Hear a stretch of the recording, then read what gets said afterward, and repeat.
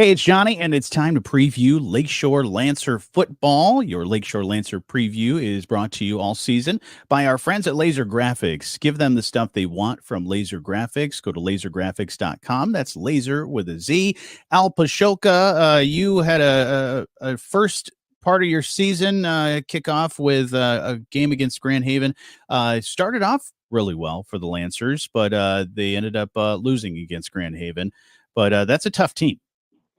Hey, they're going to win some games, but Lakeshore was up 14 two times. They were up 14-0 and 21-7 early in the third quarter, and it looked like momentum was on their side. But give Grand Haven credit; they got that running game going. They rushed the football, Jonny, for over 400 yards. It's hard to beat anybody if they're getting 400 yards rushing on you.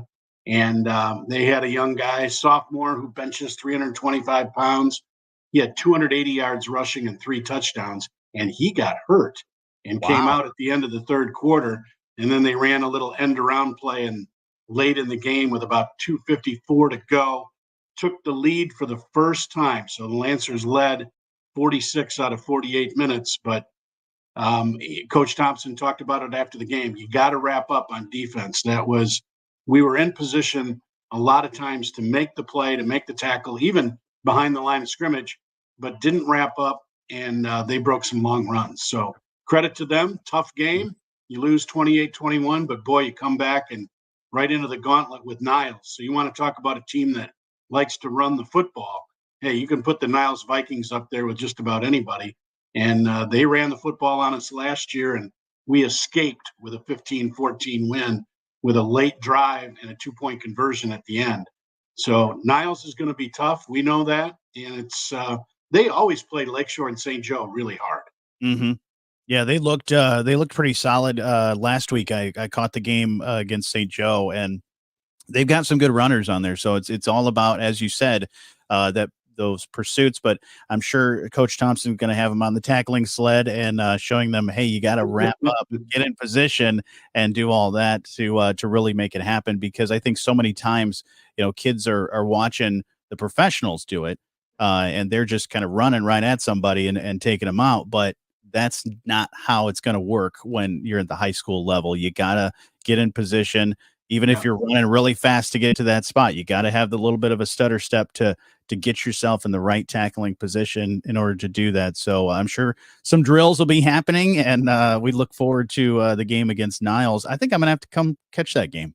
Yeah, Sam Rucker, Paul Hess, really good running backs.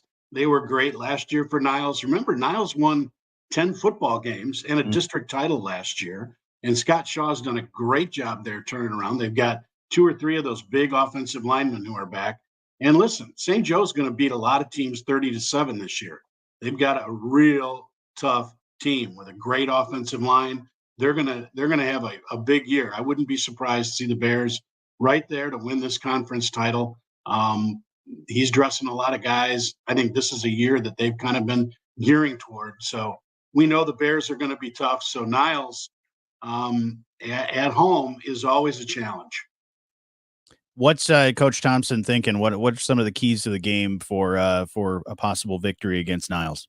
Obviously, number one, stop the run. You got to stop Rucker and Hess and that new quarterback. They like to run the option. Last year, they held the football. Time of possession was huge in favor of Niles, but Lakeshore, when they had to, they bent, but they did not break. And that was kind of the difference last year. And then offensively, they did some nice things. They had a nice mix. Dylan Moore ran the football for over 100 yards. Landon Hall threw it for over 140 and 2 touchdowns, had a couple of late interceptions where he was kind of forced to throw the ball late over the middle. That's never a good thing. Mm-hmm. But Landon has got all sorts of arm talent. They'll get things worked out offensively. I'm not too worried about the offensive side, but defensively, got to tackle better, stay in your lanes, and force Niles into that 3rd and 7, 3rd and 6. Yeah, the offense definitely needs to stay on the field for a while too, because that Niles being a team that runs a lot, the Lakeshore defense will get pretty tired if they're on the field for a long period of time. So that's another thing that the offense for Lakeshore needs to probably spend some time, getting the ball down the field and having some solid drives and putting some of those together. And I will say, Mel going to be joining you again tonight. Mel Grau will be on the mic tonight. Thought she did a great job last week, and yeah, we're looking forward to a good ball game. I mean, Niles and Lakeshore over the course of the years, I think, and I meant to look it up, but I think Lakeshore has won 28 of 30 matchups, something like that. The only 2 wins have come in Niles, but the games, Johnny, have been really, really tight for a lot of those games. And Niles, for some reason, man, they see those red helmets and they get really excited. So we're looking for a good ball game tonight. Should be a great one. 6:45-ish, you'll have the pregame. And 6:45 and 7 o'clock, they'll tee it up and kick it off on the artificial turf down in Niles. Second year that they've had that. It looks great. I've driven by it so many times, and it'll be good to broadcast from there tonight. Absolutely. You'll be able to hear it on 97.5 Y Country and on the Y Country app.